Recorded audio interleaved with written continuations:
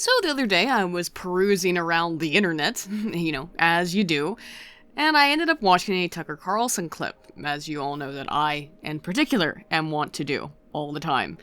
And I came across a fairly interesting interview between the Tuck and Mike Rowe, the host of Dirty Jobs, and various other programs, both televised and hosted on social media in nature.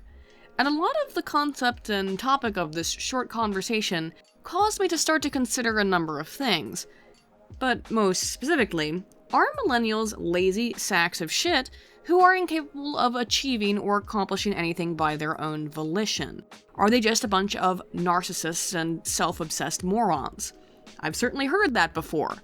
But let's pay a little bit of attention to this conversation between the Tuck and Mike to get an idea of what I'm talking about. Starting to think that maybe there is a link between the expectations a patron might have in a Starbucks vis-a-vis the expectations a squatter who just happens to be genetically tied to you might have vis-a-vis the basement in which he currently dwells, et cetera, et cetera. Of all the divides in the country, I think you could probably make a pretty interesting case that there's a fissure running through the expectation of what happens when we elevate safety and feelings to a level of primacy. I think it creates a real disconnect that people are struggling to parse. Well, wait. There are some real reasons for me to ask this question about millennials, right? Myself being one, first of all. From the fact, though, that millennials are largely more unemployed than similar generations in their same age bracket that came before them, to their general seeming disinterest in marriage and relationships, and, in its place, obsession with having dog babies, to, well, some very individual and unique exemplars of seeming dependence upon others, such as that being discussed in this interview, with the topic being that of Michael Rotondo, the 30-year-old man who was forced by a court order to vacate his parents' basement. Well, I'm assuming it's a basement, maybe that's wrong of me, but was, in fact, ordered to vacate his parents' home after taking them to court over it, wanting to stay there. Mike Rowe further laments the fact that his scholarship organization struggles every year to find eligible candidates who are simply, eligible.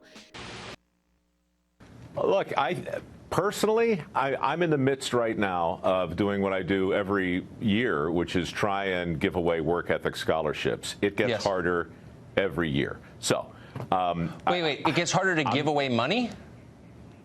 We've given away $5 million over the last 5 years. And yes, every year it gets increasingly difficult to affirmatively reward work ethic. There's some things my scholarship requires you to do that other scholarships don't. You have to write essays and make videos and sign a sweat pledge. And when people are often confronted with these hoops through which I ask them to leap, they take what you call umbrage at that. And I find it fascinating. People who are capable of illustrating in any manner, and from what he says here, it sounds like it's mostly just essay writing, but any manner of displaying dedication to occupation or work in general. Thus, I began to consider this concept in depth, and it's certainly one that we see frequently repeated in sort of the mainstream narrative, or some mainstream narratives. Millennials are lazy, millennials are narcissistic, millennials are stuck-up brats. And if they are, why might that be the case? Why do we see more and more individual instances of people such as Mike Rotondo, although he himself is rare and a bit of an absurd extension of this concept? But why does it seem that so many millennials are becoming alerted and unafraid of their ability to seemingly leech off of mommy and daddy's dime forever, and if not mommy and daddy, well, then you can sure latch on and suckle the teat of mommy government forever now, can't ya? No wonder there is so much support for Bernie, So let's go over all of the available information and try to answer some of these general questions, or the general question. Are millennials actually lazier than previous generations?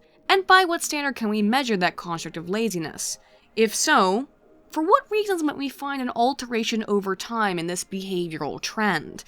And finally, Is this, in fact, an actual general social trend, a change in society, or one which potentially affects people more prone to some social or personological traits more than others? I think today we should be able to sufficiently, maybe not answer all these questions, but come up with some answers to them. According to Pew data, as of 2017, millennials make up about 35% of the workforce, meaning that they officially comprise now the largest majority demographic in the workforce, age-wise, of any generation in the United States, solely as the increase in boomer retirement rises. Well, no duh, boomers are getting up there. This means that currently, there are more millennials in the workforce than there are Gen Xers. So, well, I guess there's no millennial laziness problem, right? Look how many millennials are working. Yeah, but what about you, partner? What you doing today? Can't be much, Lonesome. Nobody's working. Nobody except us, and I'm getting tired of standing here with these geeks a-gawking at me. Question answered. It's the Gen Xers then, I guess, who are the lazy ones, considering that they're about the same number of millennials, I suppose. But let's actually look at these trends more over time. In comparison to the silent or the great generations, we can see through these graphs that male employment rates have generally decreased over time, reaching its current state among the millennial population of about a 15% total NEET status and 5% unemployment, the latter which has been consistent across most extant generations, and as such will be excluded in the following analysis. But anyway, millennials contrast to the Great Generation, with them having about 6% NEETs. That's of course not in education, employment, or training. So we go from 6% in the Great Generation to 8% in Boomers, then 10% in Gen Xers. This is a steady increase in those simply not seeking employment in any manner, yes? Well, maybe it could have something to do with the increase in women in the workforce, right, Aiden? Maybe, I don't know, I'm trying to find an answer for you. I mean, we know the patriarchy keeps women out of employ, right? Except no, look at these data. We find almost identical rates of female employment across Gen Xers and Millennials in percentages. If we were to look at the pure numbers, yes, there are more Millennials than there are Gen Xers, just based on pure number. So it may be easy to be dissuaded by these statistics that there are significantly more women in the workplace. However, by aggregate, and on average, the numbers between Gen Xers and Millennials are quite similar. If we look at other data, we can just generally see that there are more women in the workplace, but that the number of men in the workplace has considerably and significantly gone down over time. Even when we consider the further disassociated Boomer generation, we see the general female employment rate was 66% in contrast to the millennial female employment rate of 72%, indicating this is not a new trend, and thus the increase in unemployment and NEET status cannot be sufficiently directed at some kind of invisible patriarchal force keeping women from entering the labor force. And it's telling that although these demographics have changed over time, pretty much not so drastically since the Boomer generation in terms of women in the workforce. Thus, when we look at the total employment status of millennials, yes, there is more unemployment, but really only when we consider, in particular, the male populace. And it really sounds like maybe I'm talking about specifically Mike Rotondo here now, doesn't it? Women's representation in the workforce has been relatively unaffected over the last 40 or 50 years, at least in terms of the percentages, as we went over above. However, we have seen a marked increase in neathood, both in women and in men, although it has been, in general, in decrease over the last couple of years in the United States, as it reached a peak around 2013. Let's look at some more of the data, though. Millennials are less likely to lead households, despite having similar trends, at least across women, if not men, of employ as their predecessor generations. Additionally, households that are headed by millennials are more likely to fall below the poverty line. This may be in part because both with millennials and with Gen Xers, a large percentage of households are single mother households, often meaning part-time employment. But yet again, we don't see a significant decrease in female employment seeking. We see that really only in males.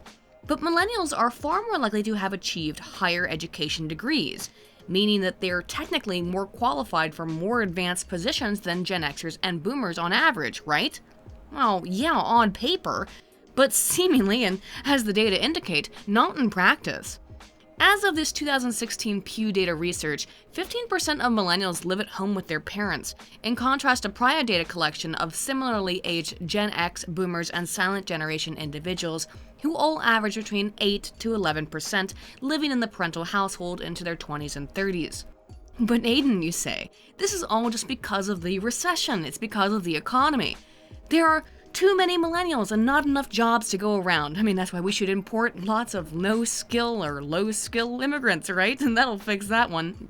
Anyway, well, why has the female employment rate remained mostly static, with even actually a slight increase, I ask back? While there are certainly economic factors to consider, without question, I'm mostly concerned more with the social ones. And I don't think, given what I've described, that these demographic changes with education going up and employment going down, at least across men, this can be so simply waved away. And hang on, because the social differences, they crop up elsewhere outside of just these demographics. The incidence of, for example, narcissistic personality disorder is 3 times higher for millennials as it is in boomers, according to the National Institutes of Health research. But hey, Aiden, obviously, that's just an increase in mental health awareness, right? More diagnoses, more people have it. No, not really, because it's not an official diagnosis. It's a rating. 58% more college students scored higher on a narcissism scale in 2009 than they did in 1982. 40% of millennials in this analysis believe that they should be promoted every 2 years, regardless of their job performance. They tended to be preoccupied with fame over work, with as many middle school girls stating that they wished to grow up to become a personal assistant to a famous person rather than a senator, according to a 2007 survey, with 4 times as many indicating they would rather pick the assistant job over that of being a CEO of a major corporation, as cited here from this Time magazine report. Although, hey, I can't find that original 2007 survey, so take that into consideration. I have no reason to disbelieve this, but again, I couldn't find it.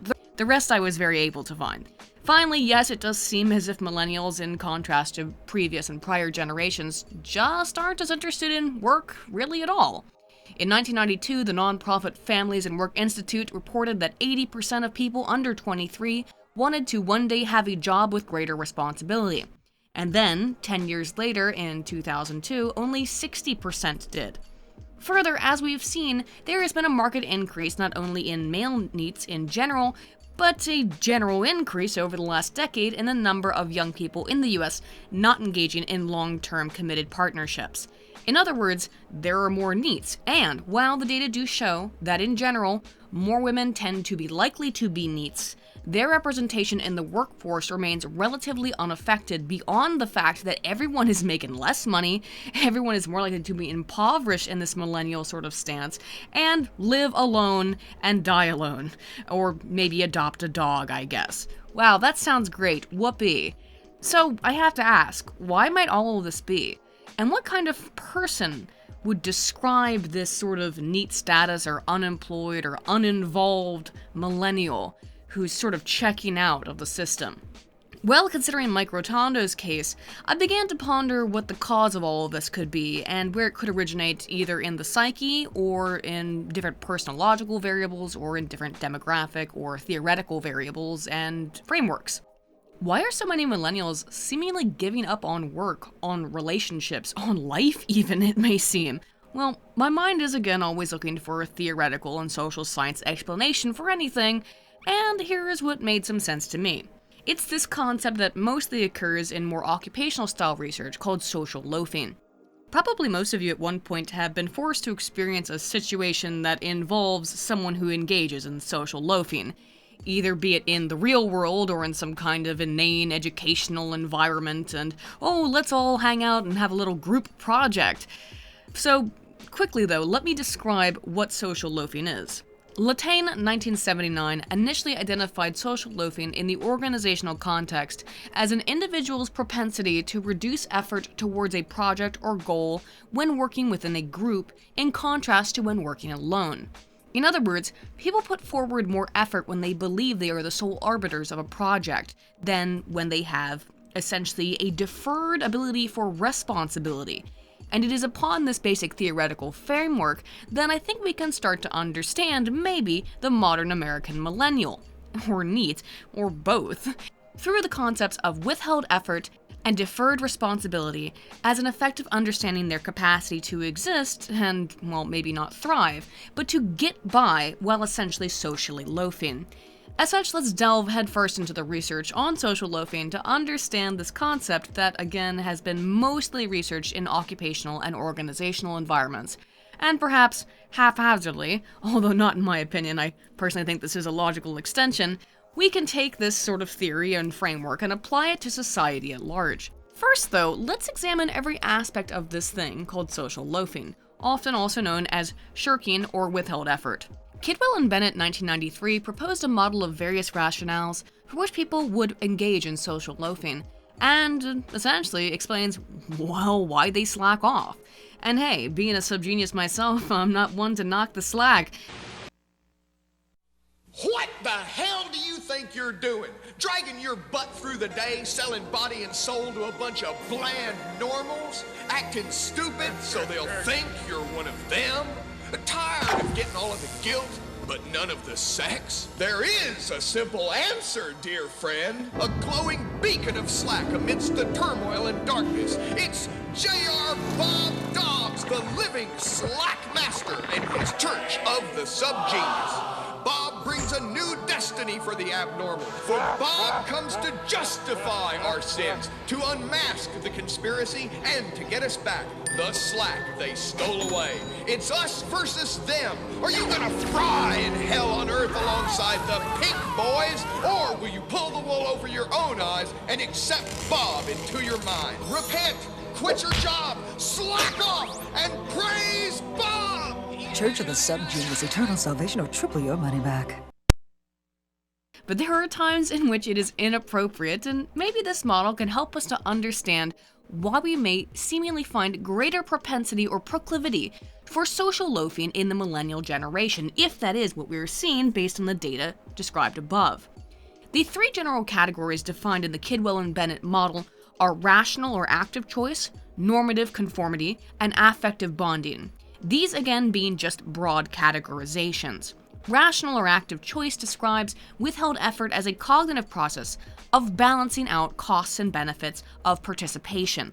That is, there are some scenarios in which it is simply not just in our best interest, perhaps, to put in the additional effort or work, because we know we will not gain any more reward in response.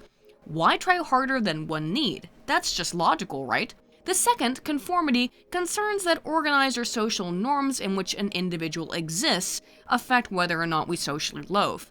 Thus, when we exist in the context of a bunch of other hard workers, we are more likely, in comparison, to work hard. And in contrast, when we exist in a context of a bunch of other slackers, we're more individually likely to slack off ourselves. This second aspect is of particular interest potentially to us here, so keep it in mind because I'm not really sure if this is what we're seeing. For if socially and normatively we accept laziness, we accept slacking off as okay, is it not then more likely that we would see more of this diffused responsibility and greater withheld effort across an entire generation? We're not quite there yet though. The final general factor of the model is that of affective bonding, indicating that our social relationships affect whether or not we choose to loaf. In other words, if you have some kind of social investment in the social aspect of an effort, you may be more likely to engage rather than disengage in contribution towards that effort. So if it's your friends or someone you care about, well, you're more likely to help them. Of these three various general categories, Kidwell and Bennett identified numerous underlying variables that may affect whether or not one chooses to engage in any kind of effort. To further understand this phenomena, let's look at these individual variables. First, and perhaps most frequently assessed in the wealth of this research, as we will see going forward as well, is the importance of group size. The larger the group, the more any one individual is to slack off. Well, millennials are the biggest generation since boomers, so if that's all we're looking at, there you go. Although I don't think that's particularly of interest or import here. It is just important to note, the larger the group, the more you know you can get away with not doing your job. Within an individual organization, High turnover and homogeneity of employees was also found to be of import. That is, if you expect others to quit or to be terminated, you yourself may avoid let's say, exuberant engagement in expectation of that kind of outcome for yourself. In contrast, if all the members of a group have been involved and active for a long period of time, you yourself may work harder, knowing that you potentially have a future in the organization or group. In other words, we look to the norms of the group or society in order to inform our future behavior. Further, the model predicts that we are less likely to engage in contributive behavior when we perceive the system as unfair or inequitable. Almost like that's been something Marxists have been pushing for a century or something, right? Odd, isn't it? That now maybe we are seeing some outcomes from it? Just something to keep in mind. But again, hold off on that. Further, the model proposes that altruism, which is a trait of, frankly, being a filthy do-gooder, is negatively correlated to proclivity towards social loafing. That's not surprising. We'll get more into traits as we go forward as well. But put that one aside as I finish discussing this predictive model. Next, there is the proposed importance of independence of task, with the anticipation that people will work harder when they have some ability to affect and control their work, either in time or in some aspect via personal creativity or in choice. When you just tell someone what to do, oftentimes they're a bit less motivated. Similarly, task visibility seems to be of relevance, in that when one feels no one will bear witness to the fruits of his or her efforts, that person will probably be more likely to shirk the responsibilities of the task in question. Finally, the model accounts for the influence of reward systems in motivation, positing that, for example, wage premiums produce more motivated employees, but only when similarly competitive options for employee are not available. That is, people will work harder for a $15 an hour job, but, hang on, Bernie, they will be more likely to loaf when the $15 an hour job is the norm that all employers are required to pay. Really makes you think, right? But Aiden, you said this is just a model based on some extant data. Is there any real-world evidence that provides this model with some merit? Why, yes there is, and I'm glad me asked, because, yeah, there's absolutely real-world evidence for most of this.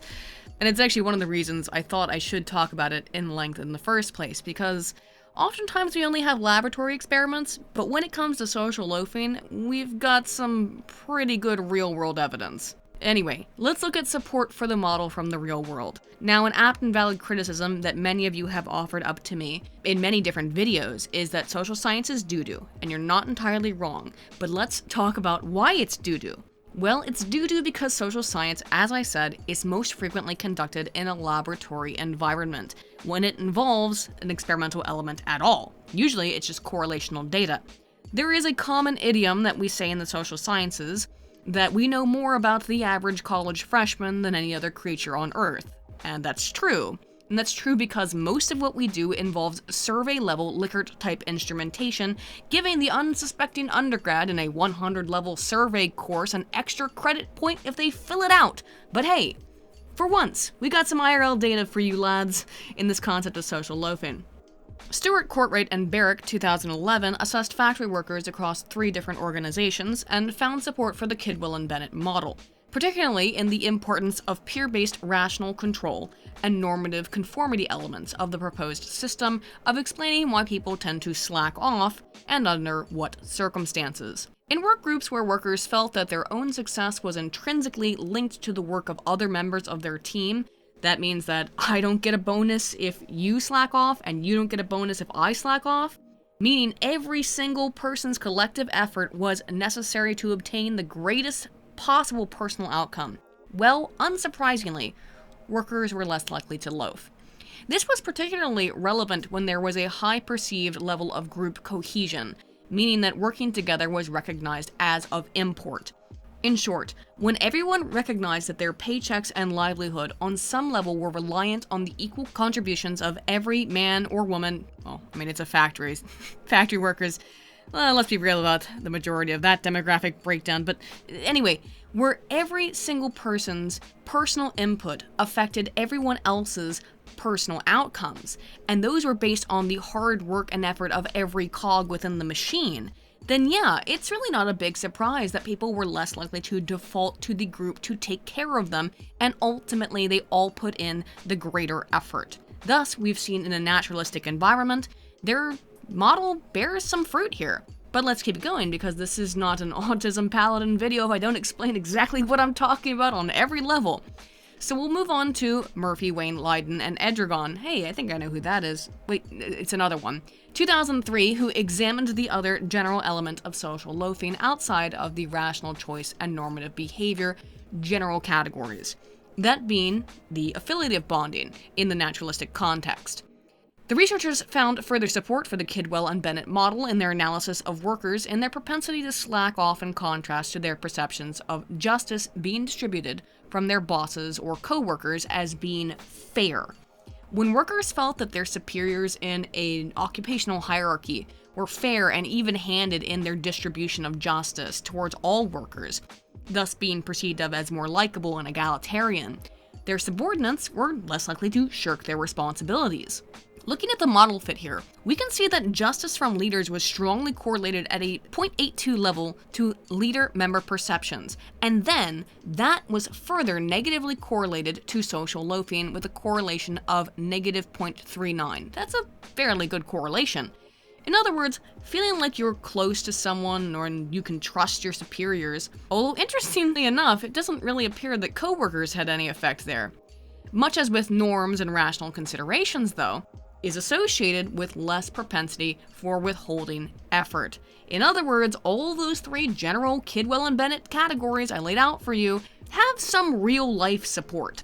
But hang on fam, this is gonna be a fucking doozy. I was just giving you a couple of general pieces of data to show how this effect functions in the real world. Let's get back to the lab though, where I feel a little bit more at home and a bit more comfortable, huh? Feeling good tonight, though. I got a massage recently. Went to a spa to get a massage. I went into the room to get the massage, and the woman there told me to undress to my comfort level. Those were her words. She said, I'm going to leave the room. You undress to your comfort level. So I put on a sweater and a pair of corduroy pants, and I felt safe. Corral and Williams, 1993, conducted a massive meta-analysis of 78 studies on the concept of social loafing, and were able to, similarly, even at the time, provide evidence for many of the proposals and concepts included in the Kidwell and Bennett model of withheld effort. First of all, one of the most studied concepts, that being, as I mentioned, that greater numbers of people in groups forward greater propensity for loafing, was supported. But it in no way stops there, lads. Pretty much the entire model was supported in this meta-analysis. For example, task valence, as predicted, was positively correlated to more task effort, meaning that thinking your work is potentially more important than that of others, and particularly thinking that your work is going to be noticed by senpai. Notice me, senpai, notice me. Means that you are more likely to contribute hard efforts towards a task. The analysis further indicated that people were less likely to loaf when they positively associated with the group to which their work was involved. That means that when we care about those that we work with, we're less likely to slack off. Similarly, when the group norms of that organization or occupation or society prioritized hard work, individual members were less likely to loaf. Thus, in contrast, a social environment in which hard work is not prioritized would be less likely to promote individual contribution or effort. People were also less likely to loaf when they believed they were being actively assessed or evaluated by another. That is, anyone was paying attention to what they were doing. Interestingly, Szymanski and Harkins, 1987, found that internal evaluation was pretty much as important as external evaluations, though, indicating that people who evaluate themselves personally, that they have higher expectations of themselves, experience the same effects as those who think someone else is evaluating them. Something, again, to keep in mind. Wow, how many times have I said that already? In the same vein, the more unique any one person's individual contribution is to a project or area of work, the less likely that individual was to withhold their efforts. In relation, people seem to perform more competently on complex tasks when alone than they did collectively, while simple tasks lacked a similar effect. indicating that, well, we're more than able to complete something difficult when we can diffuse that responsibility onto others. If it's something that's annoying or challenging, we may wish to, defer that task against ourselves and onto someone else. In other words, yes, we have sufficient evidence that this idea of being essentially socially lazy, whether you want to call it shirking, withheld effort, or social loafing, can be more or less broken down into those three very general categorizations of rational choice, group norms, and social bonding. There are a couple of theoretical explanations. These are other models outside of it, or things that impact and interact with the model, that provide explanations for social loafing, though. And most of them, as you might expect, overlap with the above, but let's cover them anyway, because this video is going to be really long. Social impact theory, as suggested by Latain in 1981, essentially describes the origin of withheld effort being based on the number of people in a group. Again, more people, more loafing. The arousal reduction explanation, which is based on something called drive theory, asserts that people will exert more effort on complex tasks when alone, given they ultimately know someone else will pick up the slack. Similarly, evaluation potential theory is what Latain describes as feeling, quote, lost in the crowd, withholding effort because we feel our efforts aren't being noticed. Dispensability of effort theory is essentially the free rider paradigm of some people, they're gonna simply slack because they know someone else will do the work for them. Matching effort theory is more or less identical to the normative behaviors described above, with social and cultural norms dictating how much one contributes. And finally, we have the self-attention theory or explanation, which essentially predicts that less attention that we expect to receive, the more likely we are to loaf. And there you go. Those are all of the theories. That is social loafing explained in total. Okay, so now we know what it is. We know when it can happen. But let's address some of these topics raised above in more detail. Why do people withhold their effort outside of what I've just explained? Well, when no one else is supporting the concept of hard work and effort, that normative responsibility sort of thing, it makes sense why people would withdraw their effort. If we have a social norm in society, across millennials, that there's no reason to work, well then, millennials won't work. If there's a perception of the system as being unfair, as is taught more or less systematically in the academy, and as we hear every single day from the progressive, intersectional feminists about how impossible life is and how no one can gain any advantage unless they're a white male. Where you land on the sexuality spectrum, whether you're able-bodied or disabled, the list really goes on. Yeah, and for each individual setting, there's one option that matches what society considers normal, and therefore gives you the privilege of not facing any oppression or social injustice as a result. And then there are options that bring with them a host of obstacles and oppressions. Well, that right there is evidence that social loafing may result from a kind of social normative approach. In contrast, we see that the reality is really only men seemingly removing themselves from the workforce. Actually, white men. But then, interestingly, the counter effect is possible. That is, why try if you're a white male? You have so much privilege and so much going for you in the first place. So if you don't automatically succeed, well, why try? No one's going to pay any attention to your contributions, right? There's no task visibility there. Why should you do anything? You're a white male, you automatically get the pass, says the mainstream narrative. I don't know the answer to this, guys. I'm not giving you an answer. I'm just offering up some potential explanation for the statistics that we've been over. Could it be maybe that we have come to villainize men so deeply that they feel their jobs and roles have no value, that they become invisible? Well, if that's true, that would indicate more social loafing. Have we removed more traditional work structures that allow for people to feel their occupational superiors will engage in fair justice rather than punitive anti-male, anti-white, anti-American outright discrimination, as we have seen more and more commonly in the cases of people like James Damore, such that people do not trust their bosses, they have no affiliative bonding, and as such, are more likely to loaf, are more likely to disassociate, to disengage. I can't tell you, friends. All I can tell you are that There are trends that exist, and I can try to provide an explanation as for why they may be the case. But let's assume, hey, just for shits and giggles, that there is no change that has occurred over the last few decades across Western cultures, and particularly, as we're discussing, the United States in terms of the demographic differences in the workforce, that might provide an answer to these questions, to this general perception of millennials as lazy. And thus, let's see here if there's something maybe not so much generally cultural or individual in terms of a context, but perhaps something personological about the millennial generation that makes them different from previous generations. Corral and Williams' extensive meta-analysis general findings forwarded that men were more likely to engage in social loafing than women. Well, there you go. There's the answer, Aiden.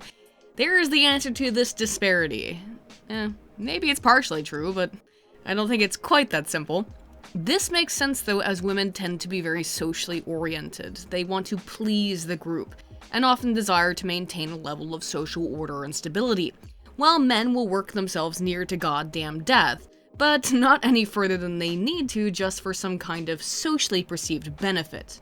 We further see evidence for this in that this meta-analysis, Corral and Williams, found that more collectivistic cultures, such as some of the assessed East Asian ones, were found to be lower generally in social loafing propensity.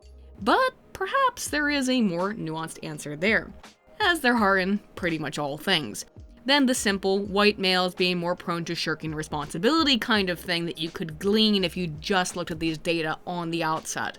After all, those white men, they sure have been lazy as fuck throughout history, haven't they? Oh wait. So, is this just men are the problem then? Is that what we're looking at here? Or just white men because they're not Asian men? What exactly is going on here? After all, as we covered in the opening, this appears to be an effect of withdrawal that occurs across both genders.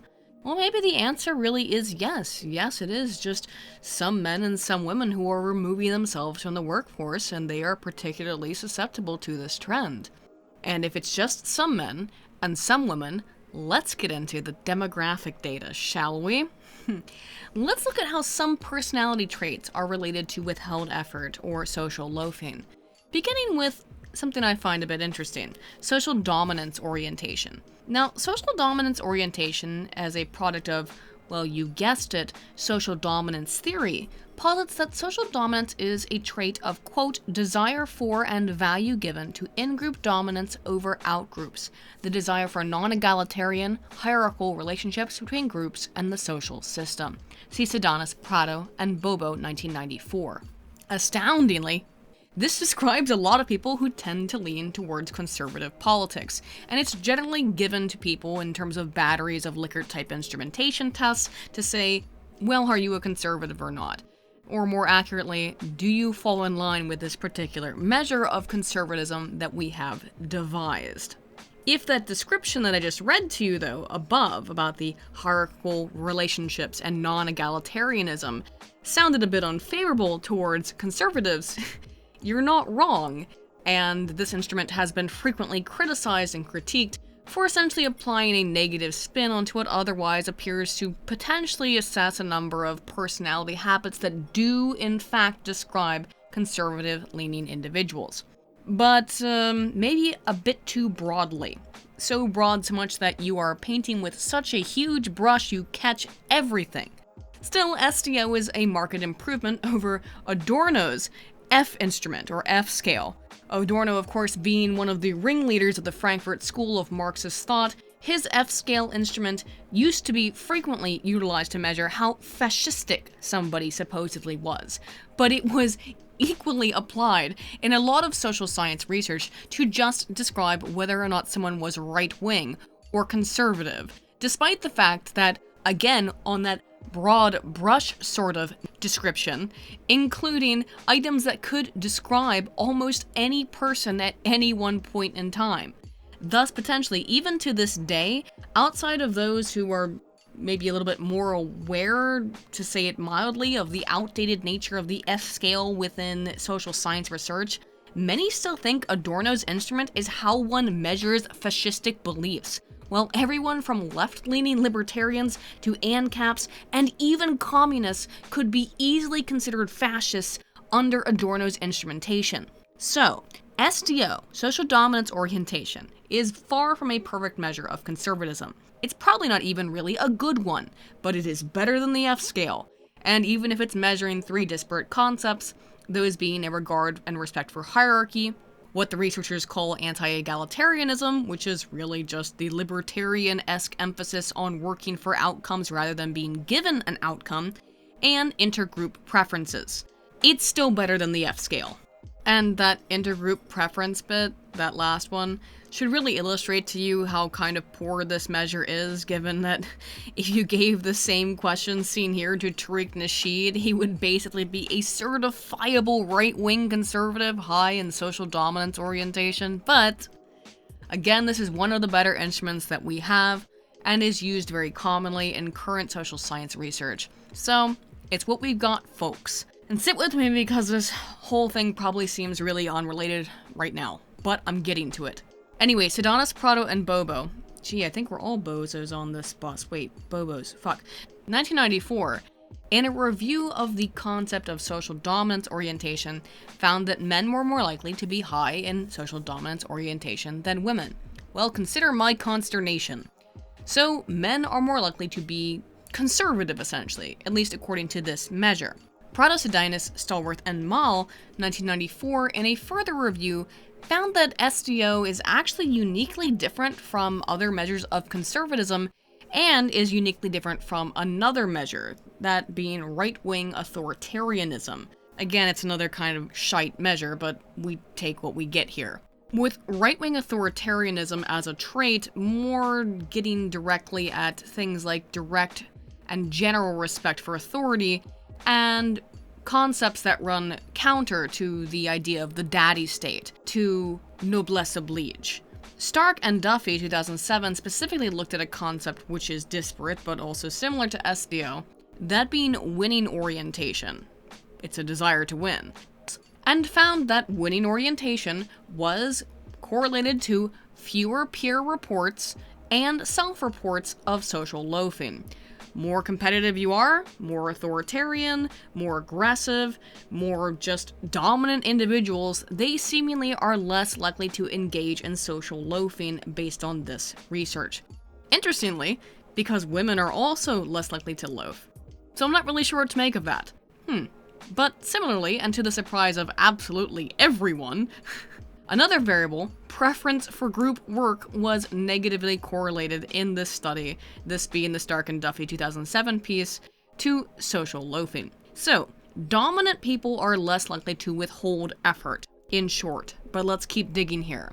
Duckitt and Sibley 2010 wanted to better understand the dominant conservative kind of variable, and thus developed a model that includes both social and personal differences that relate to any one person possessing the traits of social dominance orientation or right-wing authoritarianism, which is, again, as I said, also a shitty instrument, but still better than the pants-on-head F scale. The purpose was in part to identify the relationship between these two common measures of rating conservatism and right-wing politics with general personality traits. And well, what did they find? SDO was negatively related to agreeableness. Similarly, the other trait, right-wing authoritarianism, was associated with low openness to experiences and was positively associated with high conscientiousness. Further, another thing to keep some note of here, I know I keep saying that, is that people who are higher in SDO also tend to be lower in altruism as a trait.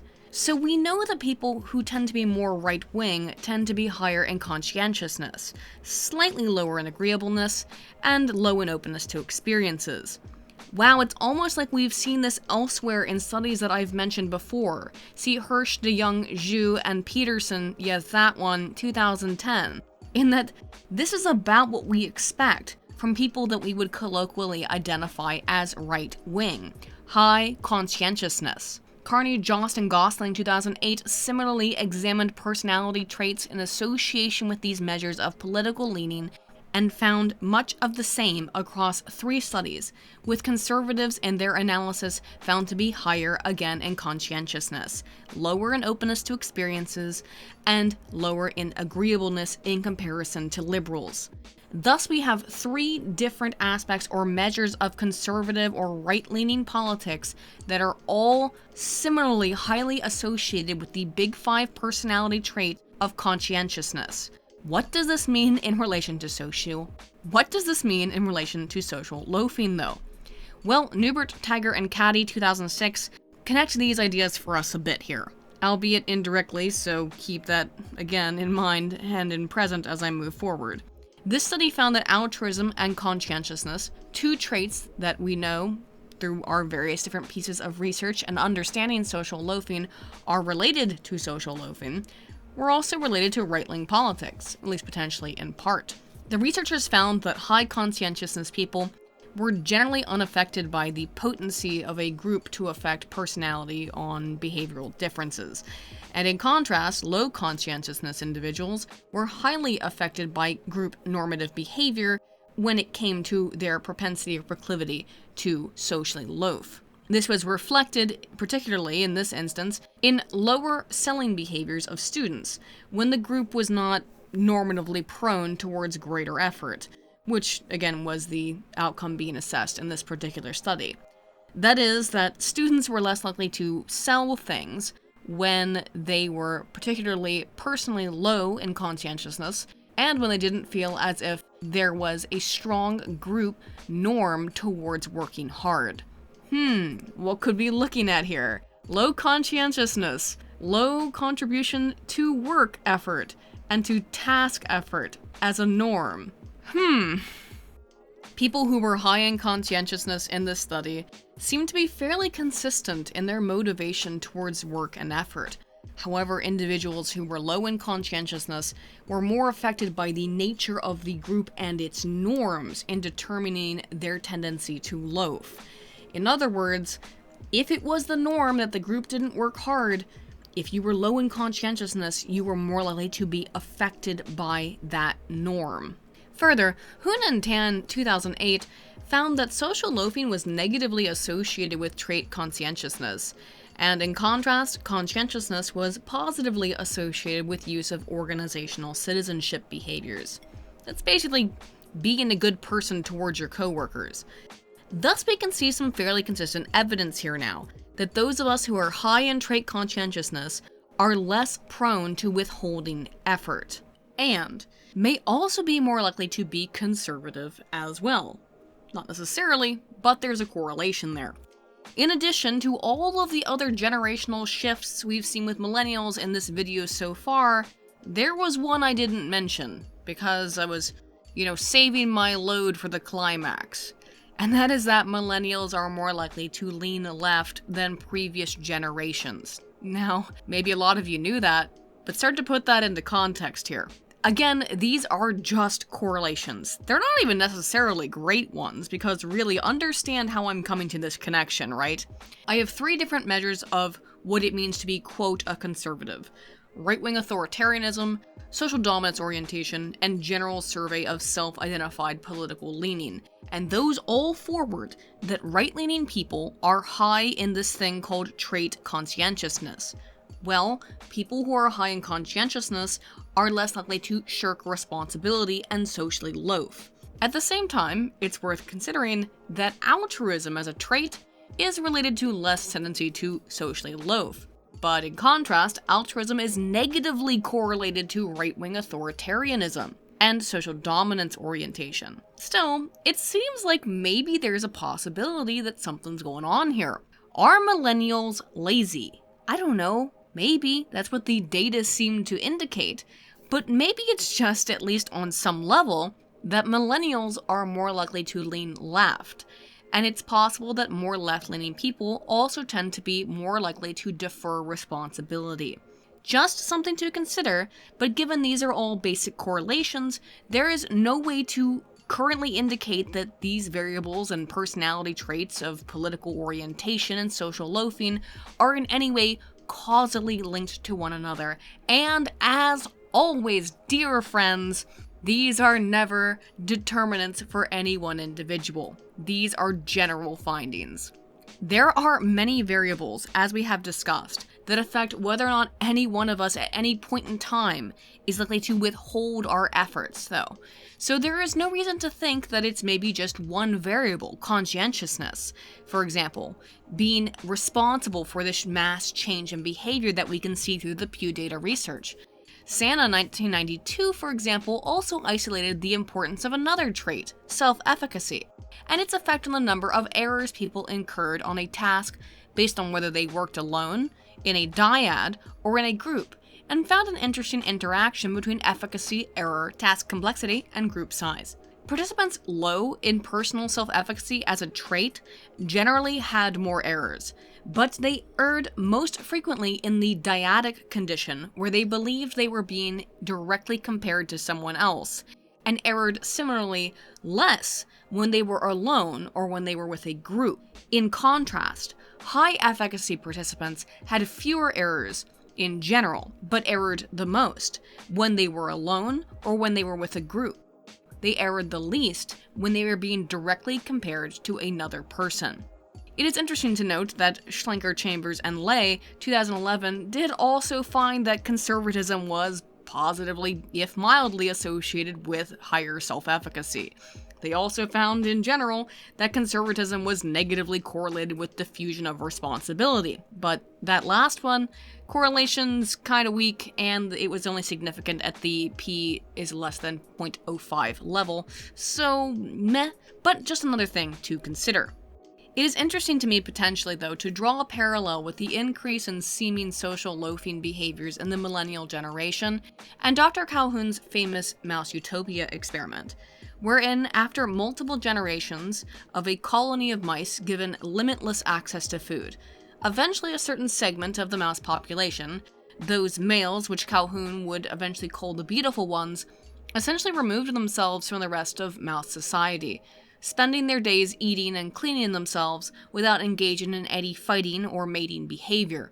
The result, ultimately, was that over time, the initial explosion of the mouse populace in the wake of the limitless access to food ultimately shriveled and died, as the remaining mice became less and less concerned with breeding until eventually the entire colony was essentially extinct, or at least too backwards socially to remember how to breed. Now, this experiment, of course, concerns mice, and is in no way an identical representation of human society, not at all. It's an experiment also that I've seen referenced in every context depending on what someone is trying to say.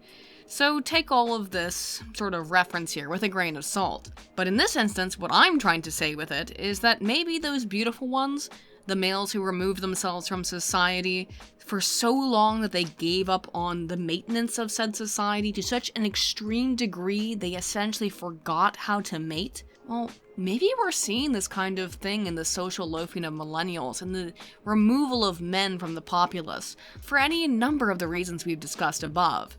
And that's really just a theory, a social science theory. But as we've been over extensively, there are plenty of theoretical bases and variables involved in any of these scenarios and instances of social loafing, and ultimately, it does become hard to avoid a chicken or an egg question here. Are millennials withholding effort more because they are demographically more likely to be left-leaning, to be lower in conscientiousness? Or could this be an aspect of matching effort and normative shift towards a diffusal of responsibility? Could it be that men don't feel that their work and their efforts are ever going to be noticed because, well, you're just a fucking white male? I don't know. It's also possible it could be some completely separate variable or theory that's not even been mentioned here, although I have to say this was a fairly complete review. You kindly think of yourself as single-minded, but you're prone to obsessive compulsiveness, workaholism, anti-socialism. Fertile fields for the descent into total wacko breakdown. I don't think that pegs me exactly. But what's most likely, I would imagine, is that it's a combination of most of the things we've talked about and discussed here today. So to answer the question I posed, are millennials lazy? Yeah, kind of. We've seen some evidence for that. Why are they lazy? Hell if I know. But I hope I've provided you with some possible explanations. Now that we're done, go clean your room, bucko. If you've enjoyed this video, please be sure to like and subscribe. I'm Aiden Paladin, Alt on a Volt. Everybody